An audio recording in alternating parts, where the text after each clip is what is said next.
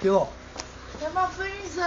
To kilo ti říkám. Nemám peníze. No to nezajímá. Nemám Ty peníze. teď tady dá to kilo, nebo ti tady zabiju, ti říkám. Já nemám peníze. Jak nemáš peníze? Nemám. Nemáš peníze? Nemám. Dobře. Dělej, máš na to teď tady chvilku. Nemám. Ne? Dělej.